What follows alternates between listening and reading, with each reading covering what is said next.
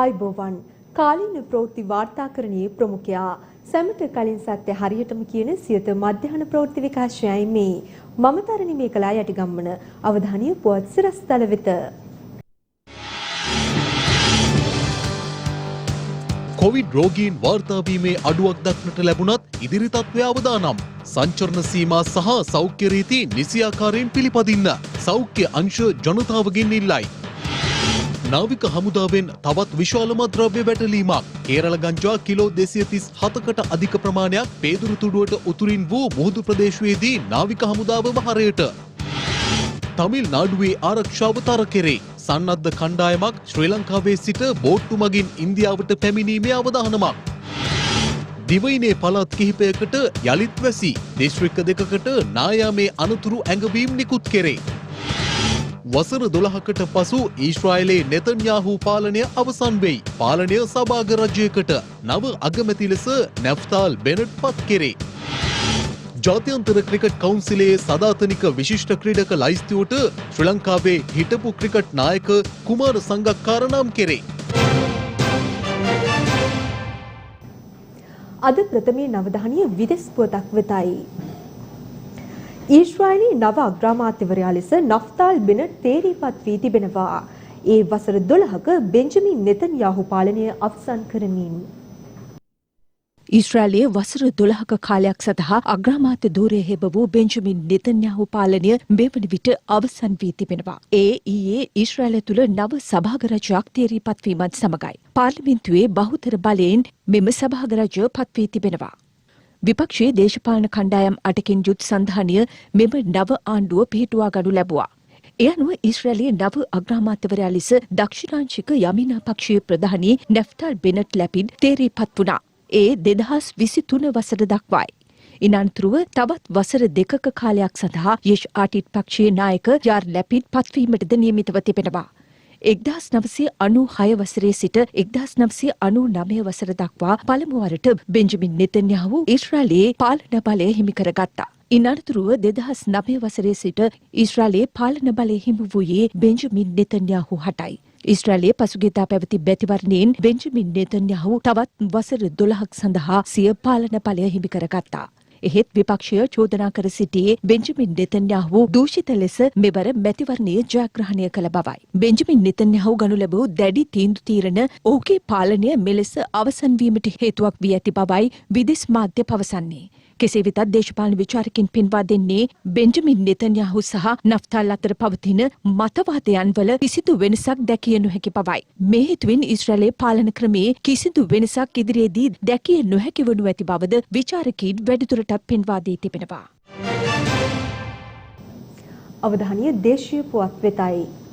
Covid රෝගීන් වාර්තා වීම අඩුවීමක් දක්නට ලැබුණත් ඉදිරි තත්ත්වය අවදානම් බව නියෝජ්‍ය සෞඛ්‍ය සේවා අධ්‍යක්ෂක ජෙනරාල් වෛද්‍ය හේමන්ත හේරත් මහතා පවසනවා.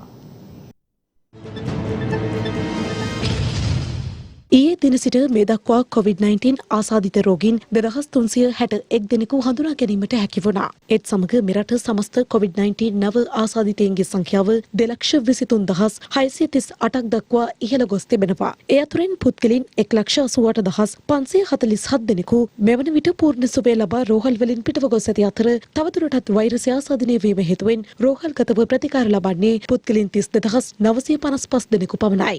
අපේ ඉන්දියාවට සාපේක්ෂව දිනකට මතුවන රෝගීන් ජනගහනයට සාපේක්ෂව ඉහළ අගයක් පවතින බව ජාත්‍යන්තර වශයෙන් එකතු කරන ලද දත්ත දිහා බලනකොට පේනවා. ලංකාව අනපේක්ෂිත ලෙස අවුරුදු කාලයෙන් පස්සේ දෙතුන් ගුණයක රෝගීන්ගේ වැඩිවීමක් පෙන්눔 කරා. ඒ අනුව අපේ රටේ ජනගහනය වැඩි වුණේ නැහැ. නමුත් ඊට සාපේක්ෂව ලොකු වැඩිවීමක් ඒ කාලය තුල අපි දුටුවා. හැබැයි මේ වෙන විට තවදුරටත් ඒක වැඩි වෙන්නේ නැතුව ඒක පවත්වාගෙන යන්න උපරිම ක්‍රියාමාර්ග ගන්නවා. මේ දක්වා පෙනී ඇත දත්ත දිහා බලනකොට යම් ප්‍රමාණයකට අඩුවීමකුත් දකින්න ලැබෙනවා. නමුත් මම හිතනවා ඉදිරි දින කීපෙ තුළ තවත් සුළු වැඩිවීමක් එක්ක මිසක් දිගටම පහළට යාමට තියෙන ඉඩකඩ අඩුයි.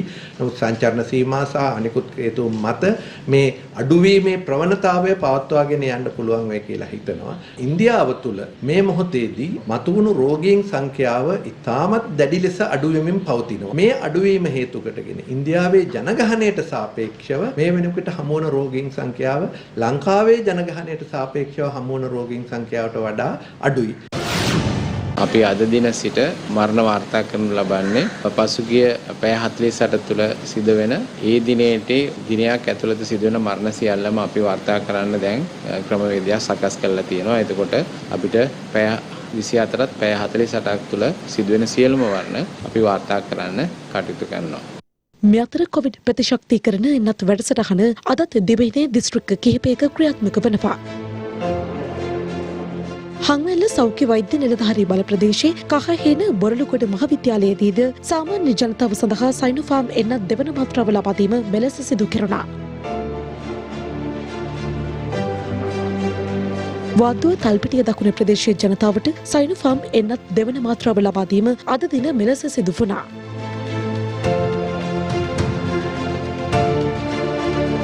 එසේම ගොතටුව සෞඛ්‍ය වෛද්‍ය නිලධාරී කාර්යාලයේදීද ස්පොට්නික් දෙවන එන්නත ලබා දීම ඊයේ දිනෙන් ආරම්භ වුණා.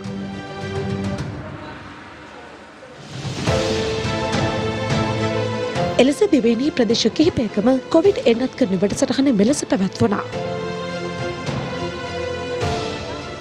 මේ එන්නත් ලැබෙන විට මේ එන්නත් සමග ලැබිය යුතු යම්කිසි ලේඛන තොගයක් තියෙනවා. ඒ ලේඛන බොහෝ වෙලාවට එන්නත් වලට කලින් අපිට ඔන්ලයින් ක්‍රමයට හෝ ගුවන් මගින් හෝ අපිට ලැබෙනවා. එහෙම නැත්නම් එන්නත් තොග සමග ලැබෙන්න පුළුවන්. එහෙම ලැබුණු පසු මේ එන්නත් සාම්පලය සමග ලේඛනවල තියෙන තොරතුරු සැසඳෙනවාද කියලා වෛද්‍ය පරීක්ෂණ ආයතනයේ මගින් කල්ැතුව ඒ ලේඛන ලැබෙනවා නම් ඒ පිළිබඳව අධ්‍යයනය කරලා තිබුණොත් සාම්පල් ලැබුණු වහාම ඒවා සංසන්දනය කරලා සහතිකය නිකුත් කරන්න පුළුවන්. අවාසනාවකට මේ ස්පුට්නික් එන්නත් තොගය සමග ලැබිය යුතු ඒ ලේඛන ලැබීමේ ප්‍රමාදයක් සිදු වුණා තියෙනවා. මම හිතනවා ඉදිරියේ ලේඛන ලැබෙයි කියලා.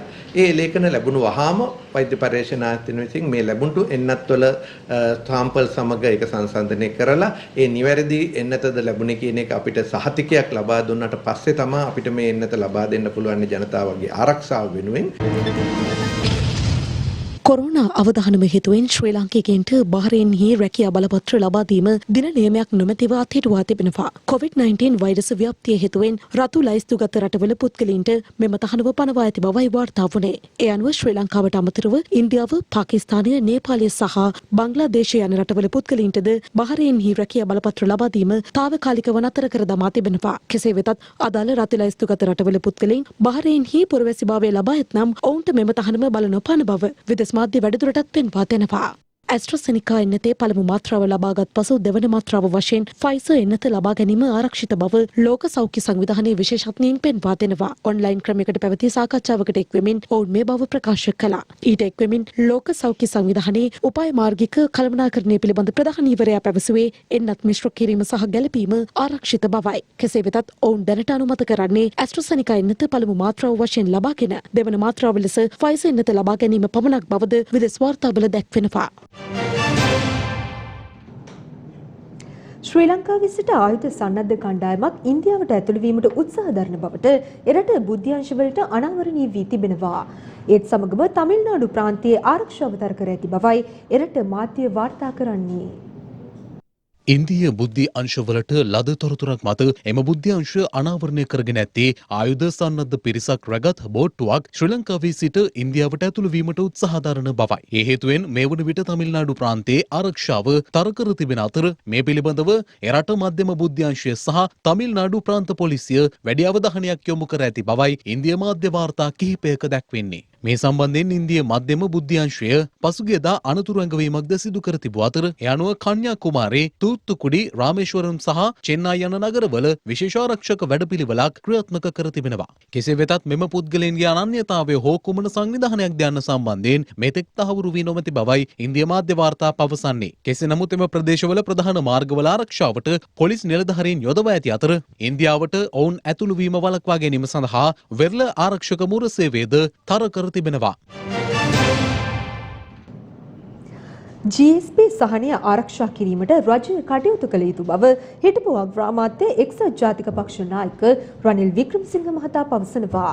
ඒ මාධ්‍ය වෙත ප්‍රකාශයක් සිදු කරමින් 2017 යුරෝපීය සංගමයෙන් GSP+ සහන ලබාගෙන අපේ ආර්ථිකයට වර්ධනයක් ඇති කළා. ඇඟලුම් කර්මාන්තයේ දීවර කර්මාන්තයේ දියුණුව. අද ලංකාවට ලැබුණ GSP පිළිබඳව යුරෝපීය පාර්ලිමේන්තුවේ ප්‍රශ්න මතු කරලා තියෙනවා. ඒක නැති වෙයි කියලා අපිට අවවාද කරලා තියෙනවා. අද අපේ සංචාරක ව්‍යාපාරේ නැති වෙලා. අපේ දීවර කර්මාන්තේ නැති වෙලා. විදේශ රැකියාවට යන අය අඩු වෙලා. අපිට මුදල් නැතුව බංග්ලාදේශයෙන් ණය ලබා ගන්නට සිදු වුණා. අපිට ඉතුරු වෙලා තියෙන තේ කර්මාන්තේ ඇඟලුම් කර්මාන්තේ පමණයි. මේ GSP නැති වුණොත් අපේ විදේශ විනිමය අඩු වෙනවා. රුපියලේ වටිනාකම බාල්දි වෙලා ඩොලරයකට රුපියල් 300ක් විතර රැකියා නැති වෙනවා. ඒ නිසා දේශපාලනය නොකර රජය වහාම GSP ආරක්ෂා කරන්න ක්‍රියා කරනවා. තවත් බර ජනතාවට දාන්න එපා. රට නැති කරන්න එපා. දිවයිනේ නිරිත දීර්ඝ කොටසේ වැසි තත්ත්වයේ වැඩිවීමක් අපේක්ෂා කළ හැකි බව කාලගුණ විද්‍යා දෙපාර්තමේන්තුව පවසනවා.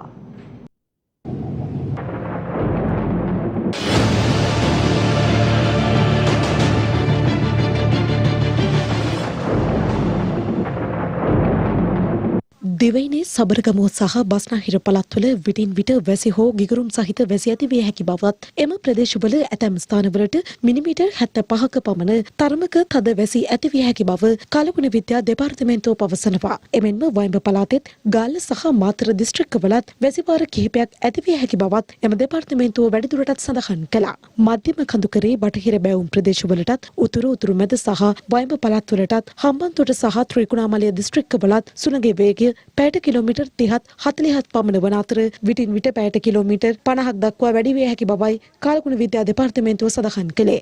එමෙන්ම මෙලෙස පවතින අයහපත් කාලගුණ තත්ත්වයේ හමුවේ යළිත් දිවයිනේ ප්‍රදේශ කිහිපයකට නායෑම් අනතුරු ඇගවීම් නිකුත් කර තිබෙනවා. ඒ අනුව කෑගල්ල සහ රත්නපුර යන දිස්ත්‍රික්ක සඳහා මෙම නායෑම් අවදානම් නිවේදනය නිකුත් කර ඇති බවයි ගොඩනැගිලි පරීක්ෂණ සංවිධානය ප්‍රකාශ කළේ. කෑගල්ල දිස්ත්‍රික්කයේ දැරණියකල, දෙහිඔවිට, වරකාපොළ, අරනායක, බුලත් කොහුපිටිය, යටියන්තොට, රුවන්වැල්ල සහ කෑගල්ල යන ප්‍රදේශවලට, රත්නපුර දිස්ත්‍රික්කයේ ඇහැලියගොඩ, කිරියැල්ල, කුරුවිට සහ අයගම යන ප්‍රදේශවලටත් මෙලෙස නායෑම් අනතුරු ඇගවීම් නිකුත් කර තිබෙනවා. කඩුවෙල ප්‍රදේශයෙන් සහ එම අවට ප්‍රදේශවල නිවාස කිහිපයක සුළු හානි වාර්තා වෙලා තිබුණා ඊයේ පන්දර කාලයේදී විශේෂම අපි විශේෂම සීලුම ජනතාවගෙන් ඉල්ලා සිටින 117 සමග සම්බන්ධ වීම ඉතාමත් වැදගත් මෙම ආපදා තත්ත්වයන් හමුවේ. ඊයේ රාත්‍රියේදී නායම් අවදානම් නිවේදනයක් නිකුත් කළා. අධීර 1 යටතේ කහ නිවේදනය තමයි නිකුත් කළා තියෙන්නේ.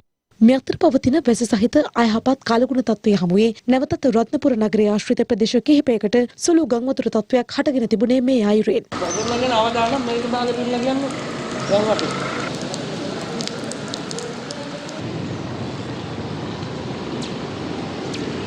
එමෙන්ම මධ්‍යම කඳුකරේ බටහිර බැවුම් ප්‍රදේශවලට තවදුරටත් ඇදහැලෙන අධික වර්ෂාපතනය හමුවේ ඉහළ කොත්මලේ ජලාශයේ එක් වාන්දොරටුවක් ඊයේ රාත්‍රියේ සිට විවෘත කර ඇති බව නුවරඑළිය දිස්ත්‍රික් ආපදා කළමනාකරණ ඒකකය ප්‍රකාශ කළා.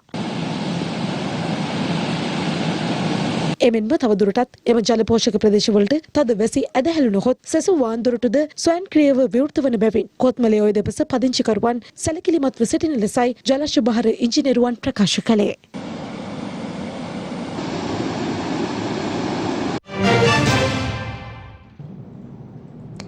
පසුගියදා කෘෂිකර්ම නිලධාරීන් සම්බන්ධයෙන් විශේෂඥ වෛද්‍ය අනුරුද්ධ පාදිනිය මහතා සිදු කළ ප්‍රකාශය දැඩි ලෙස හෙලා දකින බව කෘෂිකර්ම නිලධාරීන්ගේ සංගමය පවසනවා. ඒ මහනුවර ප්‍රදේශයේ පැවති මාධ්‍ය හමුවකට එක්වෙමින් අපේ සංගමයට අදාළ නිලධාරී සම්බන්ධයෙන් පසුගිය දිනක පැවති මාධ්‍ය සාකච්ඡාවකදී ළමා ස්නායු රෝග විශේෂඥ ඒ වගේම රජයේ වෛද්‍ය නිලධාරීන්ගේ සංගමේ සභාපති අනුරුද්ධ පාදිනිය මහතා කරන ලද ප්‍රකාශය මේ ඉන්න සමහර කෘෂිකර්මාන්ත නිලධාරීන් ඉගෙනගෙන නැහැ. ඒ අය දන්නේ නැහැ බටහිර කාබනික ගොවිතැන කියන එක ඉගෙන ගත්ත අයගේ තාක්ෂණය අපි මේ රටට ගන්න අවශ්‍ය. මේ කෘෂිකර්මාන්තයන්ගේ සමහර නිලධාරීන් මේ කියන කෘෂි රසායන සමාගම් වලින් පැහැදිලිවම යැපෙනවා. මේ ප්‍රකාශ සම්බන්ධයෙන් අපි දැඩි ලෙස විරෝධය දක්වනවා. ඒ වගේම අපි අප්‍රසාදය පළ කරනවා එතුමාට. ඇත්තටම අපේ නිලධාරීන් කෘෂිකර්මාන්තය ගැන ඒ වගේම කාබනික ගොවිතැන ගැන මනා දැනුමක් තියෙන නිලධාරීන්, අපි ගාව තාක්ෂණයේ තියෙන නිලධාරීන්, ඒ වගේම එතුමා ප්‍රකාශ කරනවා අපේ නිලධාරීන් පෞද්ගලික සමාගම් වලින් කෘෂි රසායනික අනිත් සමාගම් වලින් යැපෙන පිරිසක් විදියට අපි මේ ප්‍රකාශයත් ඒ වගේම එතුමා කරන සම්පූර්ණ ප්‍රකාශය මේ වෙලාවේ දැඩි පිළිකුලෙන් යුක්තව එලා දකින්න බව ප්‍රකාශ කරන්න කැමැතියි. ඉන්ධන මිල ඉහළ යාම හේතුවෙන් සමාජ ගැටලුවක් නිර්මාණය වී ඇති බව මහාචාර්ය රෝහණ ලක්ෂ්මන් පියදාස මහතා පවසනවා. ඒ මහතා මේ බව ප්‍රකාශ කළේ මහනුවර ප්‍රදේශයේ පැවති මාධ්‍ය හමුවකදී. අමාරු වැටිච්ච මිනිහෙකුට තවත් ගොනා යනවා වගේ රාජ්‍ය තීරණය කරනු ලැබුවා හදිසියෙම ඉන්ධන මිල වැඩි කරන්න රුපියල් 20කට ආසන්න ප්‍රමාණයකින් සමහර පරිමාණ වශයෙන් මේ නිසා බරපතල සමාජ ගැටලුවක් මතුවලා තියෙනවා. මේ ගැටලුවේ අතරතුරම දේශපාලන අර්බුදයක් නිර්මාණය වෙමින් තිබෙනවා. ඒ තමයි රාජ්‍යයේ කැබිනට් මණ්ඩලයේ අමාත්‍යවරයෙක්, කැබිනට් ප්‍රකාශකවරයා, අනිත් පැත්තෙන් ප්‍රධාන දේශපාලන පක්ෂයක නායකයෙක් වන ගම්මන්පිල අමාත්‍යවරයාට ඉල්ලාස් වෙන්නේ කියලා ආණ්ඩුවේ ප්‍රධාන දේශපාලන පක්ෂය වන පොදුජන පක්ෂයේ ලේකම්වරයා මාධ්‍යයට නිවේදනයක් නිකුත් කරමින් ප්‍රසිද්ධියක ප්‍රකාශයට පත් කරනු ලැබුවා. මේ සමගම මතුවෙනවා ප්‍රශ්නයක් අද ආණ්ඩුවක් තියෙනවද කියලා. මොකද කැබිනට් මණ්ඩලයේ ගත්ත තීරණයක්, පාරිභෝගික කටයුතු පිළිබඳ අනු කමිටුව ගත්ත තීරණයක්. මේ කමිටුවට ප්‍රධාන පෙළ ඇමතිවරුන් කීප දෙනෙක්ම ඉන්නවා, නිලධාරීන් ඉන්නවා. දත්ත කරුණු හොයමින් තමයි මේ කාරණාව ඉදිරිපත් කළේ. මේ කාරණා ඉදිරිපත් වෙලා තියෙද්දි රජය ඒ කාරණාව ඉදිරිපත් කරපු ඇමතිවරයාට ඉල්ලාස් වෙන්නේ කියලා ප්‍රධාන පක්ෂය කියනවා නම් එක්තරා විදිහක දේශපාලන වශයෙන් යම් ගැටලුවක් තියෙනවා. එහෙනම් මේ විදිහට බැලුවොත් එහෙම වරායේ නැවගිනි ගැනීම පිළිබඳ ප්‍රශ්නයට වරාය ඇමතුමා ඉල්ලාස් වෙනවා. පොහොර ප්‍රශ්නයට කෘෂිකර්ම ඇමතිවරයා ඉල්ලාස් වෙනවා. කොරෝනා වසංගතයේ පැතිර යනකොට සෞඛ්‍ය ඇමතිවරයා ඉල්ලාස් වෙනවා. මේ විදිහට නම් රටක් යන්නේ එක්තරා විදිහක බරපතල ගැටලුවක්. ඉන්ධන මිල සම්බන්ධයෙන් අද පැවැත්වීමට නියමිත කැබිනට් අමාත්‍ය මණ්ඩල රැස්වීමේදී සාකච්ඡා වීමට නියමිත බවට තොරතුරු වාර්තා වුවද එවැනි සාකච්ඡාවක් නොපැවැත්වෙනු ඇති බව මුදල් රාජ්‍ය අමාත්‍ය අජිත් නිවාඩ් කබ්‍රාල් මහතා පවසනවා. ඒ අද සියත මෝනින් ෂෝ වැඩසටහනට දුරකථනය ඔස්සේ එක් වෙමින් මේ අතර ඉන්ධන මිල ඉහළ දැමීමට එරෙහිව අද ජනතාව ඇතුළු දේශපාලකයන් සිය විරෝධය පළ කර සිටියා. ඉන්ධන මිල සංශෝධනයට රජය විසින් ගත් තීරණයට අනුව ඔක්ටේන් 92 පෙට්‍රල් ලීටරයක මිල රුපියල් 20කින්ද ඔක්ටේන් 95 පෙට්‍රල් ලීටරයක මිල රුපියල් 23කින්ද ඩීසල් ලීටරයක මිල රුපියල් 7කින්ද සුපිරි ඩීසල් ලීටරයක මිල රුපියල් 12කින් සහ භූමිතෙල් ලීටරයක මිල රුපියල් 7කින්ද ඉහළ ගියා. මෙම තීරණය හේතුවෙන් විශේෂ අමාත්‍ය උදය ගමන්පිල මහතා සහ ශ්‍රී ලංකා පොදුජන පෙරමුණේ ප්‍රධාන ලේකම් සාගර කාර්යවසම් මහතා විසින් චෝදනා කරමින් ප්‍රකාශ නිකුත් කර තිබුණා.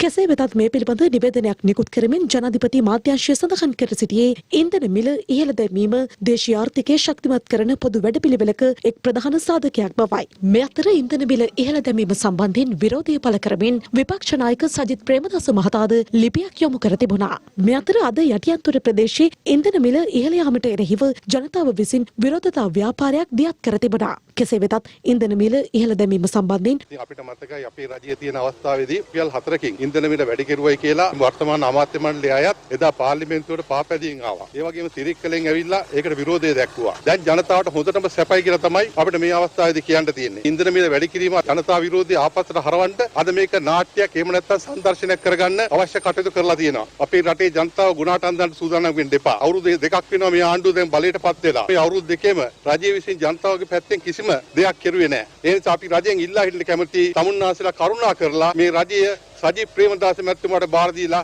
කරුණා කරලා ගෙදර යන්නේ කියලා ඉල්ලීම තමයි අපි මේ අවස්ථාවේදී කරන්නේ. පාන් ගෙඩියේ ඉඳලා ප්‍රයිවට් බස් එකේ ටිකට් එක වෙනකන් හැම දෙයකටම ඍජුව හා වක්‍රව තෙල් මිල ඉහළ යාම බලපානවා. බදු ගෙවන්නන්ගෙන් ලබාගත යුතු ආදායම රටේ හැම කෙනෙකුගෙන්ම අය වෙන විදියට තෙල් මිල විශාල ලෙස වැඩි කිරීම ගැන මහජන නියෝජිතයන් හැටියට අපිට සතුට වෙන්න බෑ. මේ ආකාරයේ තීන්දුව ගන්න එක ගැන අපි කිසිම දැනුවත් වීමක් නැහැ. අද මිනිස්සු බනින්නෙත් මේ ආණ්ඩුවට විතරක් නෙමෙයි 225ටම කියලා. අපි අදත් විශ්වාස කරනවා. මේ පැත්තට චෝදනාව මේ පැත්තට චෝදනාව දාලා හරි යම් සහනයක් අවසානයේදී ජනතාවට දෙන්න රජයේ කටයුතු කරයි කියලා. මේ රජය මාස 21ක් තිස්සේ ඉන්ධන මිල පාලනය කරගෙන ගියා. වැඩි කරේ නැහැ. වෙනකොට කොවිඩ් වසංගතය හමුවේ රටේ ජනතාවට එන්නත් ටික ලබා දෙන්න, ආධාර ටික ලබා දෙන්න විශාල මුදලක් රජය වෙන් කරනවා. යම්කිසි මූල්‍ය ස්ථාවරත්වයක් පවත්වාගෙන යාමේ අභියෝගය රජයේ හමුවේ තියෙනවා. ඒ නිසා තමයි කැමැත්තෙන් වුණත් ඉන්ධන මිල වැඩි කරන්න සිද්ධ වුණේ. මේක తాවකාලිකව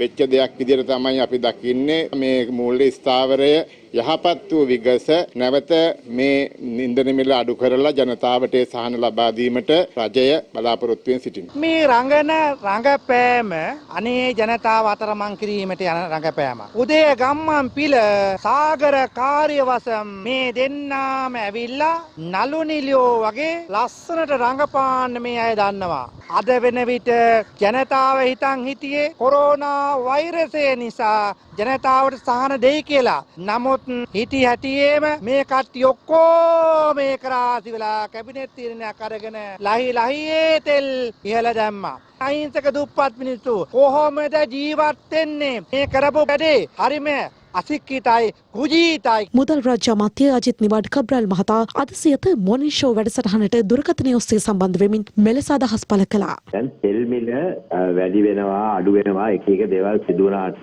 තෙල් සංස්ථාවේ මූල්‍ය තත්ත්වය දිගින් දිගටම පිරිහීමක් දක්වනවා. මෙතනදී යම් කිසි අමාරුවෙන් උනත් තීන්දුවක් ගන්න සිදු වෙනවා. යම් ආකාරයකට අපිට පාලනය කරන්න බැරි නිසා අපි එතනදී කොහොම හරි මේ තෙල් සංස්ථාවත් රැකගෙන අපේ රටේ සංචිත ටිකක් රැකගෙන ජනතාවට පුළුවන් තරම් අඩුවෙන්ම මිලට මේක ලබා දීලා කෙටි කාලයක් තුළදී මේ තත්ත්වය අපිට කොහොම හරි කරලා මේකෙන් ගැලවෙන්න. ඉතින් ඒ නිසා තමයි මේක කෙරුවේ. එහෙම උනේ නැත්නම් මේ තෙල් අර්බුදය බැංකු අර්බුදයක් බවට පත් වෙනවා. බැංකු අර්බුදයක් වුණාට පත් වුණාට පස්සේ මහ බැංකුවටත් ඒක ප්‍රශ්නයක් වෙනවා. ඒකෙන් මුළු රටේ ආර්ථිකයටම යම් විශාල අහිතකර බලපෑමක් දෙන්න තිබුණා. ඉතින් ඒ නිසා ඒව ඔක්කොම මගහැරීම සඳහා මහ බැංකුව ඉතාමත්ම පැහැදිලි ලෙස ආර්ථික විශේෂඥ ආර්ථික උපදේශක හැටියට අපිට ලිපියක් කියවලා තුන මහ බැංකුව අධිපතිතුමා මේ තත්ත්වයෙන් ගැලවෙන්න නම් තෙල් මිල අනිවාර්යයෙන්ම වැඩි කර යුතුයි කියන්නේ. ඒ නිසා අපි ඒක කරලා තියෙනවා. ඒක පුළුවන් තරම් ඉක්මනින් අපි අනිත් පැත්තට හරවන්නත් අපි බලාපොරොත්තු වෙනවා. අද රැස් වෙන කැබිනට් එක අද රැස් වෙනවානේ යම් සාකච්ඡාවකට තීන්දුවක් ගන්නේද? රජය මේ ගැන හිතමින් ඉන්නවාද? මම නම් හිතන්නේ නැහැ මේකක් සිදු වෙයි කියලා. මම හිතන්නේ මේ තීන්දුව අරන් තින්නේ බොහෝම කල්පනාකාරීව. මේ තීන්දුව සුළුපට තීන්දුවක් නෙමෙයි. ඒ නිසා මම හිතන්නේ නැහැ එහෙම දෙයක් සිදු වෙයි කියලා. ඒ නිසා මට දෙන්න පුළුවන් කිටි පිළිතුර නැහැ එහෙම එකක් වෙන්නේ නැහැ කියන එක තමයි. දැන් රටවටා පුවත් කීපයක් කෙටියෙන්. පේදුරු තුඩුවට උතුරෙන් වූ මෝදු ප්‍රදේශයේ නාවික හමුදා විසින් සිදු කළ විශේෂ මෙහෙයුමක් මගින් කේරළ ගංජා කිලෝ 237කට අධික ප්‍රමාණයක් සමග සැකකරුවන් තිදෙනෙකු නාවික හමුදාව බහරයට ගෙන තිබෙනවා. එම විශේෂ මෙහෙයුමේදී ගොඩබිම දෙසට යාත්‍රා කළ සැකකටයුතු ඩිංගි යාත්‍රාවක් පරීක්ෂාවට ලක් කිරීමේදී මෙම ගංජා තොගය සොයාගෙන ඇත්තේ. මියගිය කැස්බෑවන් දෙදෙනෙකු හලාවත සුදුවැල්ල වෙරළට අදාළුවම ගොඩ ගසා තිබෙනවා. එම කැස්බෑ සිරුරු සම්බන්ධයෙන් වනජීවි දෙපාර්තමේන්තුවේ සමුද්‍ර දූෂණ වැළැක්වීමේ අධිකාරිය නිලධාරීන්ට දැනුම් දීමට එම ප්‍රදේශයේ ධීවරයෙන් කටයුතු කර තිබෙනවා.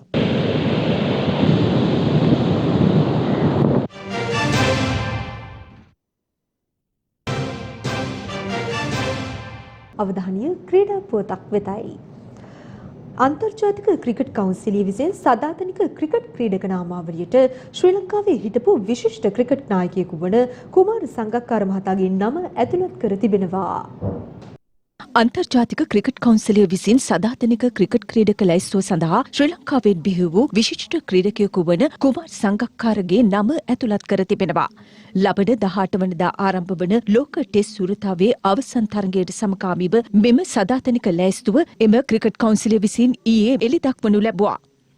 ඒ අනුව දෙවැනි ශ්‍රී ලාංකික ක්‍රිකට් ක්‍රීඩකයා වන්නේද කුමාර් සංගක්කාරයි. මීට පෙර මුත්තයා මුරලිදරන් මෙම නාමාවලියට එක්ව සිටියා. මුරලිදරන් මෙම නාමාවලියට එක්වුයේ 2016 වසරේදී. සදාතනික ක්‍රීඩකයන්ගේ දස්කම් තක්සේරු කරමින් අන්තර්ජාතික ක්‍රිකට් කවුන්සිලය විසින් වාර්ෂිකව ක්‍රීඩක ලයිස්තුව තෝරාපත් කරනු ලබනවා. ඒ අනුව මෙවර ක්‍රීඩකින් 10 දෙනෙකු එම ලයිස්තුවට ඇතුළත් වනවා. එම පුවතත් සමගින් සියත මධ්‍යහන ප්‍රවෘත්ති විකාශය අවසන්. වැඩිදුර ප්‍රවෘත්ති සඳහා පිවිසෙන්න www.siyathanews.lk අපගේ වෙබ් අඩවිය වෙත. යළිත් හමුවෙමු සවස 6 අපගේ ප්‍රධාන ප්‍රවෘත්ති විකාශය සමගින්. ඔබට සුබ දවසක්.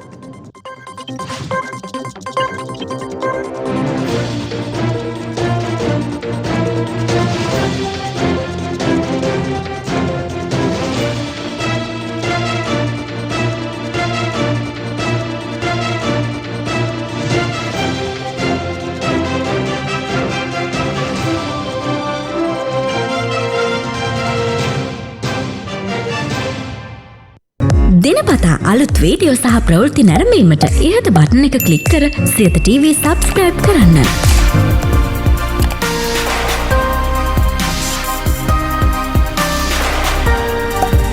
අලුත් වීඩියෝ ගැන මුලින්ම දැනගන්න මෙම සීනුව ක්ලික් කරන්න.